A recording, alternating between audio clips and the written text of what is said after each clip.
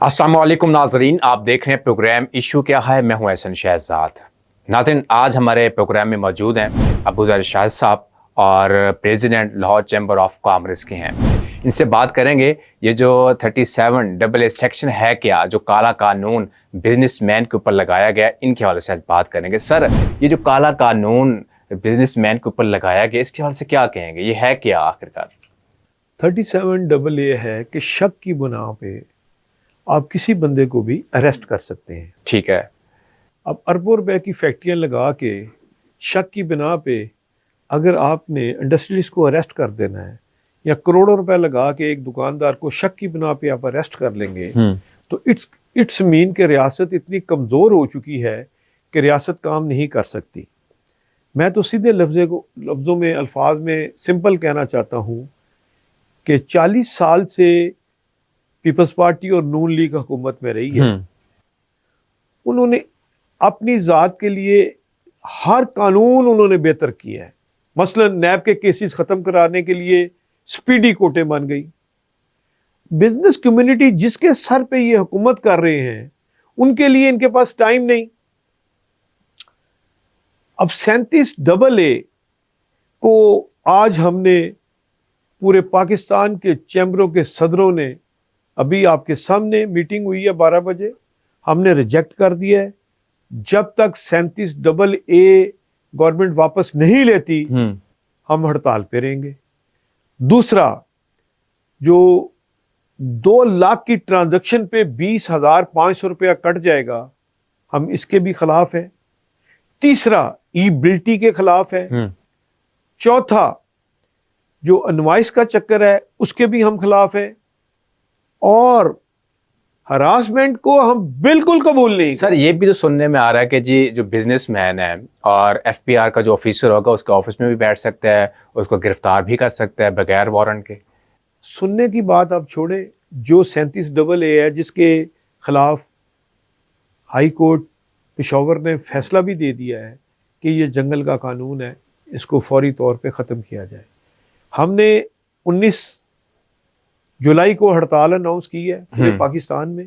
उसके लिए भी आपके सामने मीटिंग हुई है। हमने 6 मुतालबे रखे हैं।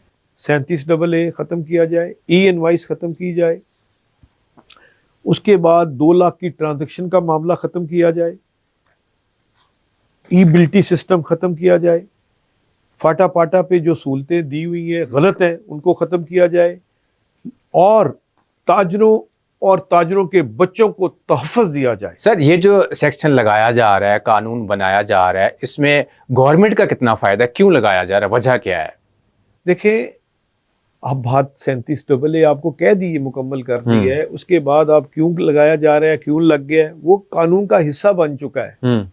लगाया जा रहा है, लग गया, वो तो बात ख़त्म हो गई है। अब आप बात अगली करें कि ये हमने 6 मुतालबे रखे हैं। 19 तारीख को हमने हड़ताल करनी है। कराची चैम्बर होगा, क्वेटा चैम्बर होगा, लाहौर चैम्बर होगा, सियालकोट चैम्बर होगा, फैसलाबाद होगा, गुजरांवाला होगा, रहीम यार खां होगा, सरगोदा होगा, पेशावर होगा। सर, ये जो हड़ताल लाहौर से स्टार्ट हो गई या किसी और शहर? पूरे पाकिस्तान में 19 तारीख को होगी, और 19 तारीख को ही 19 जुलाई को हमारी हड़ताल होगी। सर, अगर मुतालबात नहीं माने जाते तो फिर क्या करेंगे?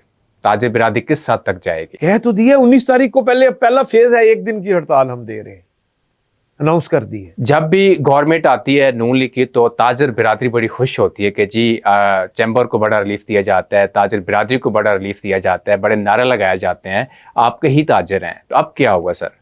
नून लीग हो या काफ लीग हो या पीपल्स पार्टी हो, बिजनेसमैन का काम है इन्वेस्टमेंट करनी और बिजनेस करना। आपने अगर सिस्टम चलाना है तो जब तक स्टेक होल्डर्स को पॉलिसी का हिस्सा नहीं बनाएंगे, आपकी पॉलिसी नहीं चल सकती। बिल्कुल। अब सुनते जाइए, 1 लाख गाड़ी 10 लीटर डेली पेट्रोल यूज कर रही है।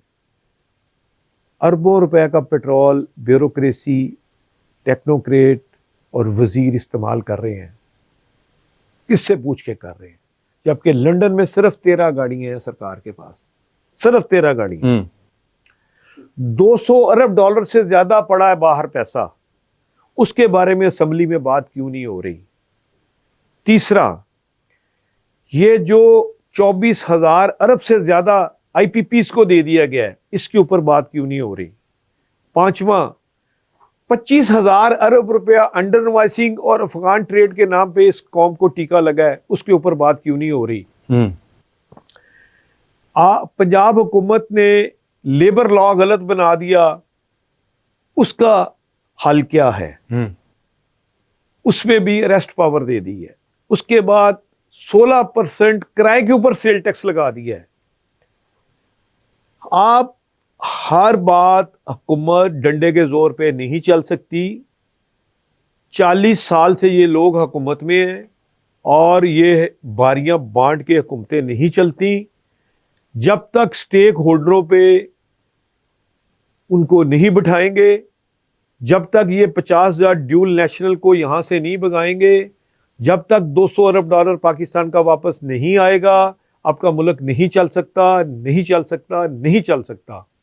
आप फौरी तौर पे असम्बलियों में, ब्यूरोक्रेट्स में, टेक्नोक्रेट्स में और बिजनेसमैन की काली भीड़ों को 50,000 के करीब हैं सारे टोटल, इनको ख़त्म करें। और 12 अरब डॉलर एक साल में दुबई चला गया है, उसका जवाब चाहिए। सिर्फ नाकस पॉलिसी की वजह से मुल्क तबाह हुआ है। आपकी बड़ी मेहरबानी, आप हुकूमत में जजों के बच्चे, ब्यूरोक्रेटों के बच्चे, पॉलिटिशियनों के बच्चे बोर्डों पे बैठाए हुए हैं। राइट मैन राइट जॉब करें, नहीं तो ये काम जीरो हो जाएगा। 16 सेंट में बिजली पे एग्रीमेंट इन हुकूमतों ने किए हैं। 40 साल से ये हुकूमत में है। इनसे पूछा जाए कि उसकी किकबैक कहां गई है। आप हमें इसलिए परेशान कर रहे हैं कि आपकी बादशाहत कैमरे, नमरूद नहीं रहा, फिरौन नहीं रहा, तो आप क्या चीज हैं?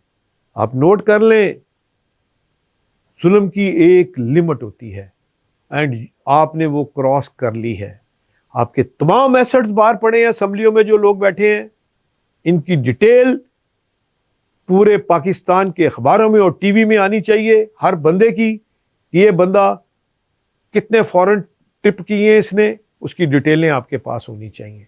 इन्होंने मजाक समझा हुआ है कि ईस्ट इंडिया कंपनी की तरह पाकिस्तान को लूट के London, Dubai, Australia, America, Canada पैसा ले जाए। इनके बाप का पैसा है।